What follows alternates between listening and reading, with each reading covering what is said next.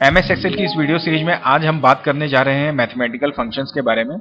हालांकि mathematical function के रूप में प्रयोग होने वाले जितने भी फंक्शंस हैं उनको हम अलग अलग वीडियोस में कवर करके आपको बताएंगे। आज के इस मैथमेटिकल फंक्शन की वीडियो सीरीज में हम बात कर रहे हैं सम फंक्शन की। सम फंक्शन को एमएस एक्सेल में हम तीन अलग अलग प्रकार से इस्तेमाल कर सकते हैं, जैसा कि आप अपने स्क्रीन में देख पा रहे होंगे। एक है सम, दूसरा है सम इफ और तीसरा है सम इफ। इससे पहले कि मैं ये सारे फंक्शंस को डिटेल में आपको एक्सप्लेन करूं, इसके पहले की वीडियो सीरीज में ऑलरेडी हमने देखा है एमएस एक्सेल में हम किस तरह से मैनुअली फॉर्मूला क्रिएट कर सकते हैं। अर्थात हमने जाना था फॉर्मूला कैसे बनाया जा सकता है, उसके रूल्स क्या होते हैं, किन किन बातों का हमें ध्यान रखना होता है। उस दौरान हमने ऑपरेटर्स के बारे में भी आपको बताया था, like arithmetic operator, mathematical operator इत्यादि। तो वो मैनुअली फॉर्मूला क्रिएट करना हमको अवश्य आना चाहिए। हालांकि फंक्शन का इस्तेमाल करके भी आप कैलकुलेशन इंप्लीमेंट कर सकते हैं, पर कई बार ऐसी सिचुएशन होती है जहां पर मैनुअली हमें फंक्शंस को इस्तेमाल करते हुए अपना स्वयं का फॉर्मूला बनाना पड़ता है। तो यदि आपको फॉर्मूला क्रिएशन के बारे में थोड़ी भी कंफ्यूजन है तो आप मेरे प्रीवियस की वीडियोस जो कि एमएस एक्सेल की वीडियो सीरीज में अवेलेबल है, वहां जाकर देख सकते हैं। अब इससे पहले कि हम सम फंक्शन के बारे में बात करें, मैं आपको एक चीज बता दूं, एमएस एक्सेल में किसी भी फंक्शन को यदि आपको इस्तेमाल करना है तो आपको दो चीजों की जानकारी होना परम आवश्यक है। एक है सेल एड्रेस और दूसरा होता है रेंज ऑपरेटर। सेल एड्रेस, जैसा कि आप जानते हैं कि जिस भी डेटा को हमें कैलकुलेट करना है, मान लीजिए ये 110 को हमको कैलकुलेट करना है, तो इसका जो संबंधित सेल एड्रेस है जैसे कि वो है H7, तो हमें 110 की जगह हर समय H7 का प्रयोग करना है। दूसरा, जब हम फंक्शन का इस्तेमाल करते हैं एमएस एक्सेल में तो वहां ज्यादातर हम रेंज ऑपरेटर का प्रयोग करते हैं। रेंज ऑपरेटर मुख्यतः किस लिए प्रयोग होता है? रेंज ऑफ सेल्स को डिफाइन करने के। रेंज ऑफ सेल का तात्पर्य है, जैसे मान लीजिए मुझे यहां से लेकर यहां तक के पूरी सेल्स को सेलेक्ट करना है, तो या तो आप इसको, जैसे मान लीजिए इसका एड्रेस है F7, तो F7, F8, F9, F10, F11 इन सबको कॉमा लगा के अलग अलग सेलेक्ट करिए, या फिर आप सीधे लिख सकते हैं F7 टू F11। तो जैसे मैं यदि यहां पे लिखता हूं F7 कोलन F11, तो इसका तात्पर्य यहां पे ये कोलन मेरा रेंज ऑपरेटर है, ये F7 से F11 तक की रेंज इसका मतलब सेलेक्ट हो जाएगी। तो हम जब भी एमएस एक्सेल में फंक्शन क्रिएट करते हैं, या सॉरी फंक्शन का इस्तेमाल करते हैं, हमेशा हम रेंज ऑपरेटर और सेल एड्रेस का प्रयोग वहां पर करते हैं। अब बात आती है मैथमेटिकल फंक्शंस को एमएस एक्सेल में या किसी भी फंक्शन को एमएस एक्सेल में कैसे इस्तेमाल किया जाए। तो आप देखेंगे ये रिबन आपको टॉप में दिखाई दे रहा है, इसमें होम टैब है। होम टैब के राइट साइड में पेज लेआउट के बगल में फॉर्मूला नाम से एक टैब बना हुआ है। आप इस टैब पे क्लिक जैसे ही करेंगे, आप देखेंगे यहाँ पे पूरे फंक्शन की लाइब्रेरी आपको दिखने लगती है। इस फंक्शन की लाइब्रेरी में आपको अलग अलग प्रकार के फंक्शंस मिलते हैं। हम बात कर रहे हैं मैथमेटिकल फंक्शंस की, तो आप सीधे मैथ एंड ट्रिग्नोमेट्री पे क्लिक करेंगे तो पूरे मैथमेटिकल फंक्शंस की लिस्ट यहाँ पे उपलब्ध हो जाएगी। आप यहां से जाकर अपने मैथमेटिकल फंक्शंस को प्रयोग कर सकते हैं। पर ज्यादा बेहतर यह होगा कि फंक्शंस यदि आपको बाय नेम याद हो तो आपका समय बच जाएगा, परंतु यदि आपको बाय नेम याद नहीं है, आप बाय नेम इनको टाइप नहीं कर सकते, तो आप सीधे, जैसा मैंने आपको बताया, फॉर्मूला में जाइए, मैथ एंड ट्रिग्नोमेट्री में जाइए, यहां से जाके अपने फॉर्मूला को सेलेक्ट करिए और फिर अपना ऑपरेशन आप कंप्लीट कर सकते हैं। तो फिलहाल मैं बात कर रहा था सम फंक्शन की। सम फंक्शन का प्रयोग हम करते हैं adding numbers.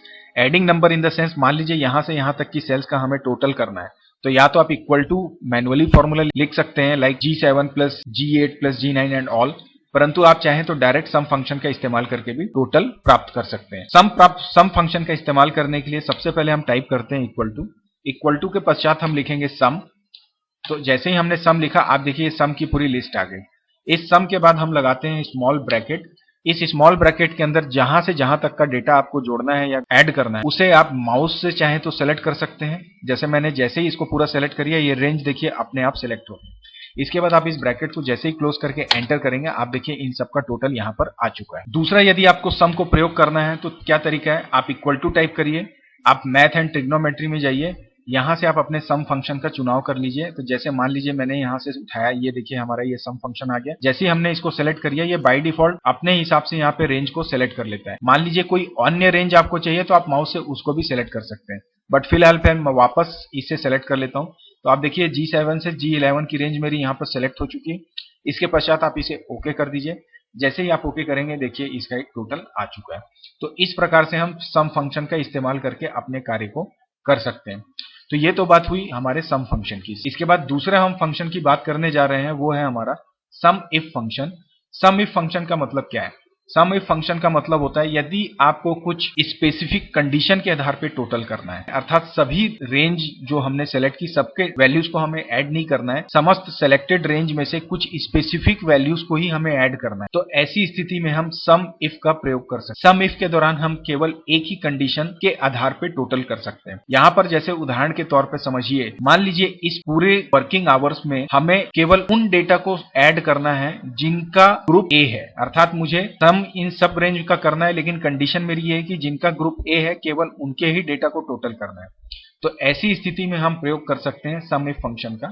Some if function का प्रयोग करने के लिए आप सबसे पहले लगाते हैं इक्वल टू के पश्चात मैं लिखता हूं सम इफ के बाद में आपने ब्रैकेट लगाया, ब्रैकेट में आप सबसे पहले डिफाइन करते हैं रेंज। अब रेंज हमारी क्या है, कौन सी रेंज, जिस रेंज पे हमें क्राइटेरिया डालना है, मतलब हमें सर्च करना है यहां से यहां तक के बीच में जो जो वैल्यू ए है उनका हमें टोटल निकालना है। अब हमने रेंज सेलेक्ट की, रेंज सेलेक्ट करने के पश्चात हमने कॉमा डाला, कॉमा डालने के पश्चात हम डालते हैं इक्वल टू, इन्वर्टेड कॉमा के अंदर हमारी क्राइटेरिया लिख देंगे। चूंकि हमारा क्राइटेरिया कैरेक्टर में है इसलिए हम हमेशा इन्वर्टेड कॉमा में कैरेक्टर को लिखते हैं। इसके बाद मैंने इन्वर्टेड कॉमा को क्लोज किया, इसके पश्चात पुनः मैंने कॉमा डाला। अब ये मेरी क्राइटेरिया सेट हो गई। अब जिन वैल्यूज को ऐड करना है उसकी पूरी रेंज को हम यहां से सिलेक्ट करेंगे। तो अब मैंने यहां से ये पूरी रेंज सेलेक्ट कर ली, ये मेरे टोटल की रेंज हो गई। इसके पश्चात मैं अब ब्रैकेट को क्लोज करूंगा, ब्रैकेट क्लोज करने के पश्चात आप एंटर करिए।